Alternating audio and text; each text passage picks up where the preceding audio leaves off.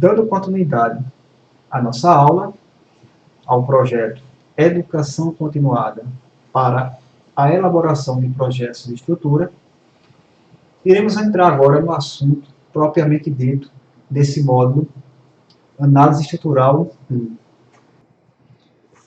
Abrindo parênteses e explicando o motivo da gente começar de forma tão elementar, é que às vezes eu tenho alguns alunos da Faculdade de Engenharia que pedem: professor, me mostra um programa de elementos finitos. E eu respondo: eu mostro sim. Agora é o seguinte, será difícil para você entender o funcionamento de um programa de elementos finitos se você não sabe nem resolver uma viga, a flexão simples, sem auxílio do computador. Fechando esse parênteses, o porquê é importante nós começarmos bem de coisas elementares. Porque às vezes possa ser que essas coisas elementares não tenham ficado claro no início de nossa caminhada. E isso vai prejudicar o entendimento futuro. Pois bem, o item 15.4 da NBR 6118 de 2014 classifica a estrutura como sendo de nós fixos e nós móveis. E o que são estruturas de nós fixos? São aquelas que podemos desprezar os esforços de segunda ordem. E a de nós móveis são aquelas que não podemos desprezar. Porém, qual é o parâmetro que vai dizer que nós podemos ou não desprezar esses esforços de segunda ordem? Esse parâmetro, nós vamos ver, se chama parâmetro de instabilidade alfa e o famoso gama Z. A figura 3 mostra uma estrutura com uma certa instabilidade global. Já a figura 4 mostra a estrutura com instabilidade local. Segundo a NBR 6118, para a estrutura de nós fixos, precisamos apenas considerar os efeitos locais e localizados de segunda ordem. Já para a estrutura de nós móveis, precisamos considerar os esforços de segunda ordem no cálculo da estrutura global, inclusive verificar os efeitos locais e localizados de segunda ordem. Parâmetro de instabilidade alfa. Essa equação ela é tirada do item 15.5.2 da NBR 6118 de 2014. Caso o alfa seja menor do que 0,6, não precisamos considerar os esforços de segunda ordem na estrutura. Dimensionaremos a nossa estrutura simplesmente com análise de primeira ordem.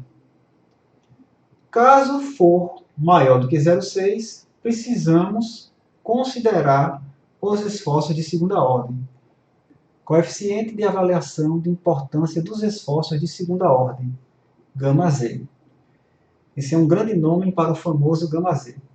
Pois bem, o item 15.5.3 da NBR 6118 fala: se o gama Z for menor do que 1.1, nossa estrutura é considerada de nós fixos, ou seja, não precisamos dimensionar a estrutura com os esforços de segunda ordem.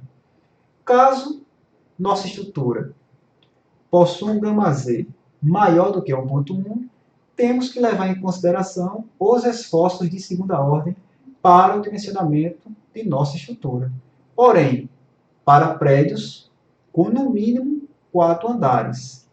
Se o prédio tiver menos do que 4 andares, esse coeficiente não pode ser levado em consideração para a avaliação dos esforços de primeira e segunda ordem.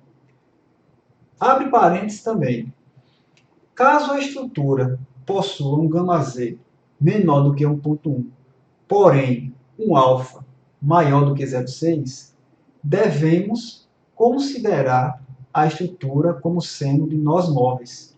Contudo, devemos levar em consideração os esforços de segunda ordem no dimensionamento global da estrutura, porque a NBR 6118 fala de um e de outro. Ela não fala ou um ou outro.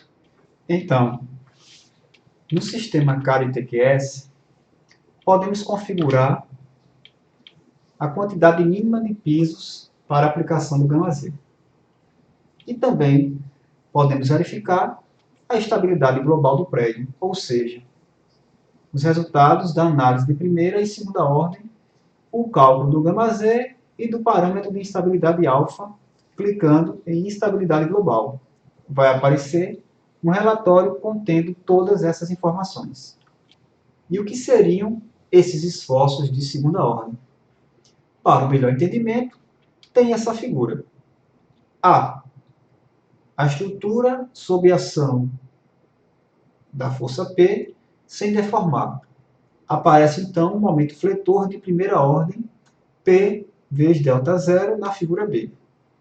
Na figura C, a estrutura está sob ação de P, porém a estrutura é deformada.